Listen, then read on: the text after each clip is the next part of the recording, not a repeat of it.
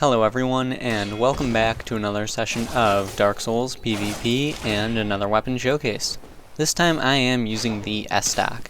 Now this weapon, you can get it very early on in the game. It's right in New Londo Ruins, right near the start. You don't really even need to kill anything to get to it.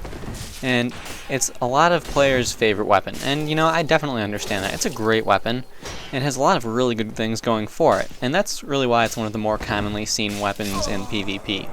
Now, getting started with the weapon itself, it has a weight of 3 units, it requires 10 strength and 12 dexterity, very, very low requirements, so you can even use it right away when you get it usually.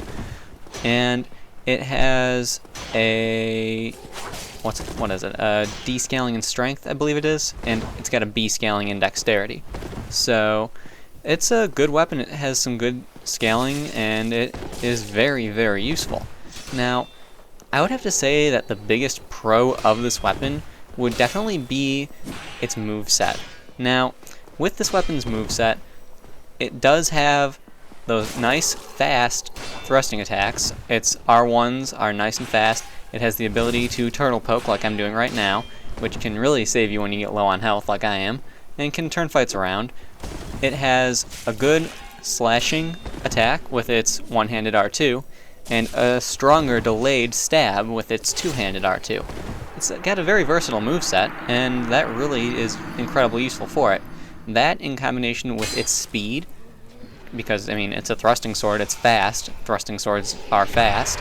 So, a good moveset, good speed, good damage on its criticals. That right there, it was relatively low. Usually with riposte, you can see right around 800, 900 damage. At least I do, in most cases. I don't know. Other than that, though, its moveset, as far as the running attacks are concerned, are fantastic. Its running attacks, I love the running attacks. They're very good when you're chasing someone down, because you have a running double stab, and that can do a lot of damage, especially if you're low on health and you have a red tier stone active. That's an easy way to turn a fight around, it really is. So, other than that, the fact that this weapon works with a Leo ring, and the fact that, I mean, even its turtle poking with a Leo ring, it works really well. You can still hit relatively good damage with that. Now, I would have to say that the biggest con of this weapon would be its low damage output. And I know that sounds strange for me saying it's got good criticals and it works well with the Leo ring, but just hear me out. It has an AR from me of only 340, and that's not too great. It really does sort of rely on a Leo ring to get good damage, or rely on criticals to get good damage. I mean, you saw in that fight right then, I was hitting 240s. It's not that great as far as the damage output is concerned. Right there, I think that was at like a 100 and something.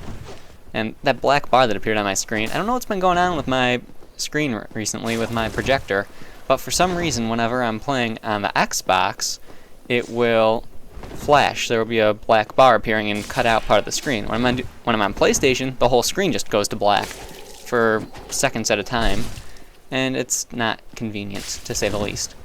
I've actually had to play a few fights completely blind, and apparently I do fairly decent, because I can still see it on the preview that I've got on my recorder on my laptop, so I can see it, but it's delayed by a few seconds, so I don't know. That's the thing. I'm getting distracted, I'm sorry. Yeah, cons of the weapon. The low damage output, unless you're going for a counterattack, I would definitely have to say is a con, but it's not that big of a deal because it's made up for in other ways. Right there, that running attack, I hit 574 because it's a double hit. It's fast and it's a double hit, and one of those hits ended up being a counterattack. So, it's a good weapon. It can do a lot of damage, but if you're just holding up your shield and turtle poking, you're going to be doing a lot less damage than you would be if you were just not holding up the shield and doing R1s. Right there, I was able to get, I think it was a 305 on a turtle poke because it was a counterattack. You kind of rely on the Leo ring a lot with this weapon, and, you know, that's not a huge deal in my opinion. It really isn't. But that's the biggest con I can personally think of, because, I mean, look at the damage I'm doing with the ripostes and criticals and backstabs and all that. It's not bad. And right there, that uppercut. Yep, gotta love that little glitch. Gotta love it. I'm hoping it probably won't, but I'm kind of hoping it returns in Dark Souls 2. That'd be fantastic. But anyway, so just to quickly recap everything, the biggest pro would be the moveset. Other pros would be the speed, the damage output on criticals, and its ability to turtle poke and all that good stuff. Biggest con, right there, I really wish I got that plunging attack, I really do. Biggest con, I would definitely have to say, is the damage output. If you're just, using it, you're not using a Leo ring or anything to increase its damage output, because that's kind of important to it.